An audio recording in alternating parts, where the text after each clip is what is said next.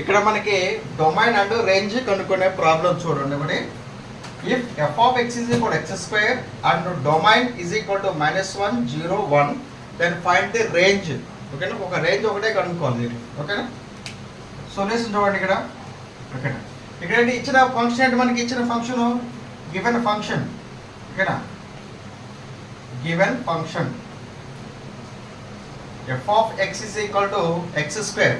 F of x is equal to X square. ఓకేనా, మరి function అంటే మనకి ఏముంటాయి, మనకి మ్యాక్సిమం ఫంక్షన్ అంటే ఏముంటాయి, ఒక ఫంక్షన్ అంటే ఏముంటాయి, మనకి డొమైన్ ఉంటుంది, కోడొమైన్ ఉంటుంది, కోడొమైన్ ఉంటుంది, రేంజ్ కూడా ఉంటుంది కదా. ఓకేనా, సో దీంట్లో డొమైన్ ఇచ్చేసాడు కదా, డొమైన్. ఓకేనా, డొమైన్ ఎంత దీంట్లో, domain given domain, domain given domain ఎంత, డొమైన్ ఏదో చూస్తారు, F mapping A to below ఏదో చూస్తలేదా, డొమైన్ ఏ ఈజ్ ఈక్వల్ ఎంత మనకి -1 0 1. డొమైన్ ఏదో చూస్తారు కదా. Okay, domain is equal -1 1. ఇప్పుడు మనకు అనుకోవాల్సింది ఏంటి, రేంజ్ కనుక్కోవాలి. ఓకేనా, రేంజ్ ఫార్మ్ ఏంటి, ఎఫ్ ఆఫ్ ఏ కదా, ఎఫ్ ఆఫ్ ఏనా, sorry F of A. Range అంటే ఏంటన్నా, ఎఫ్ ఆఫ్ ఏ కదా. అంటే ఇక్కడ ఏ బదులు ఎంత -1, ఎఫ్ ఆఫ్ 0. అంటే ఇక్కడ ఈజ్ ఈక్వల్ ఏం పెట్టుకోవచ్చు, ఇక్కడ ఏ బదులు ఎంత -1 కదా. అంటే ఎఫ్ ఆఫ్ -1 కనుక్కోవాలి, అదే రేంజ్ అవుతుంది. ఇక్కడ ఏ బదులు ఎంత మనకి 0 పెట్టుకోండి, ఎఫ్ ఆఫ్ 0. ఓకేనా, రేంజ్ అవుతుంది ఎఫ్ ఆఫ్ 1. ఇదే రేంజ్ అన్నమాట. ఓకేనా, కానీ ఇది యొక్క వాల్యూస్ మనం కనుక్కుందాం. ఇచ్చిన ఫంక్షన్లో సబ్స్టిట్యూట్ చేస్తే వచ్చిన వాల్యూసే రేంజ్ అనమాట. F of -1, F of 0, F of 1 అనేది రేంజ్. ఓకేనా, ఇది యొక్క వాల్యూస్ ఏందో ఫంక్షన్ సబ్స్టిట్యూట్ చేస్తే సరిపోద్ది. ఓకేనా, ఫంక్షన్ చూడండి ఇక్కడ, F of x is equal to X square. మనకు కావాల్సింది ఎఫ్ ఆఫ్ -1 కదా, అంటే ఎక్స్ ఈజ్ ఈక్వల్ ఎంత -1 కదా. ఎఫ్ ఆఫ్ -1 ఈజ్ ఈక్వల్ ఎంత -1 హోల్ స్క్వేర్. -1 హోల్ స్క్వేర్ ఎంత, -1 హోల్ స్క్వేర్ +1. అంటే దీని యొక్క ఆన్సర్ ఎంత మనకి, విచ్ ఈజ్ ఈక్వల్ ఎంత, ఆన్సర్ ఎంత 1 వచ్చింది. ఓకేనా, నెక్స్ట్ కావాల్సింది ఏంటి, ఎక్స్ ఈజ్ ఈక్వల్ 0. అంటే ఎఫ్ ఆఫ్ 0 ఎంత 0 స్క్వేర్, అంతేనా. ఎక్స్ వాల్యూ 0 పెట్టడమే, 0 స్క్వేర్ ఎంత 0. అంటే ఎఫ్ ఆఫ్ 0 వాల్యూ ఎంత, ఇక్కడ 0 వచ్చింది. వాటి యొక్క వాల్యూస్ కనుక్కుంటున్నాడు, అంతే ఏం లేదు. నెక్స్ట్ ఎక్స్ వాల్యూ ఎంత, ఇక్కడ 1. ఫస్ట్ ఈ వాల్యూ కనుక్కోవాలి, ఈ వాల్యూ ఫంక్షన్లో సబ్స్టిట్యూట్ చేస్తే వచ్చిన వాల్యూసే మనకి రేంజ్ అవుతుంది అనమాట. ఓకేనా, ఎంత ఎఫ్ ఆఫ్ 1 ఎంత మనకి, ఎఫ్ ఆఫ్ 1 స్క్వేర్. ఫంక్షన్ ఎంత 1 కాబట్టి 1 స్క్వేర్ ఎంత 1. ఈ ఫంక్షన్ ఈ ఇమేజ్ యొక్క ఈ ఎఫ్ ఆఫ్ 1 యొక్క ఆన్సర్ ఎంత 1.